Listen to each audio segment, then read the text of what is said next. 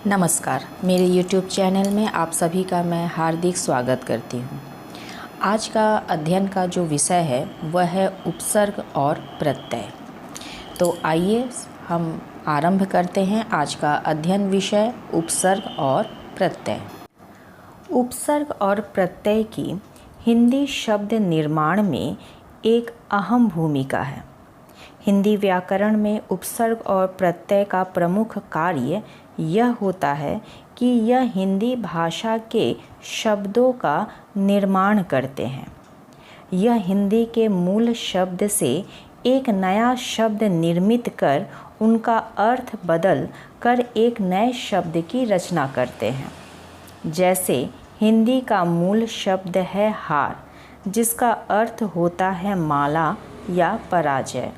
इसमें उपसर्ग लगा दे तो यह बन जाएगा उपहार, जिसका अर्थ होता है तोहफा। यदि इसमें ना प्रत्यय जोड़ दिया जाए तो यह बन जाएगा हारना। इस प्रकार उपसर्ग और प्रत्यय का सामान्य विशेषता यही है कि इन दोनों का कार्य हिंदी व्याकरण में एक नए शब्द की रचना करना होता है। अब हम जानेंगे कि हिंदी व्याकरण में उपसर्ग और प्रत्यय की सामान्य विशेषताएं क्या हैं तथा इनकी व्याकरणिक परिभाषा क्या है। उपसर्ग और प्रत्यय। सबसे पहले हम उपसर्ग के बारे में जानकारी प्राप्त करेंगे। उपसर्ग दो शब्दों के योग से बना है, उप और सर्ग। उप का अर्थ होता है समीप और सर्ग का अर्थ होता है सृष्टि या सृजन।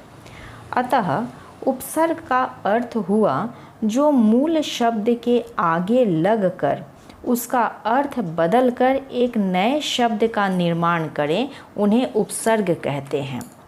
इस प्रकार व्याकरणिक रूप से उपसर्ग की परिभाषा हुई, जो शब्दांश मूल शब्द के आगे जुड़कर उसके अर्थ में परिवर्तन ला देते हैं, वे उपसर्ग कहलाते हैं। जैसे ज्ञान।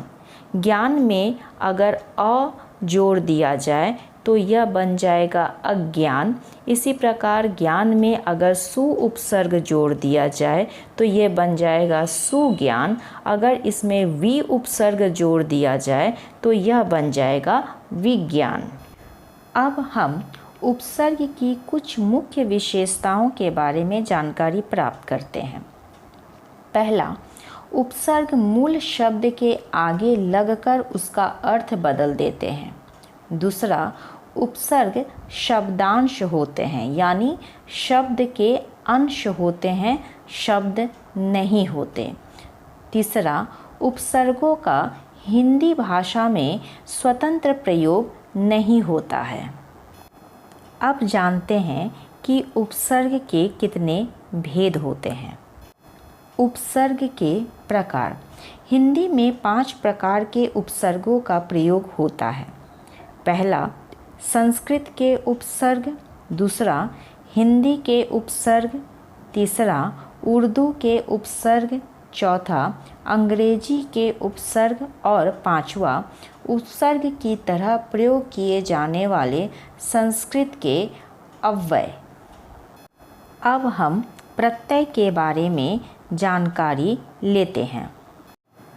प्रत्यय, जो शब्दांश किसी शब्द के अंत में जुड़कर उसके अर्थ में परिवर्तन ला देते हैं, उन्हें प्रत्यय कहते हैं। जैसे गरम जोड़ ई, गर्मी। गर्मी में गरम मूल शब्द है और ई प्रत्यय शब्द है। इसी प्रकार सब्जी जोड़ वाला, सब्जी वाला, जिसमें मूल शब्द है सब्जी और वाला प्रत्यय शब्द है। खेल जोड़ औना, खिलौना।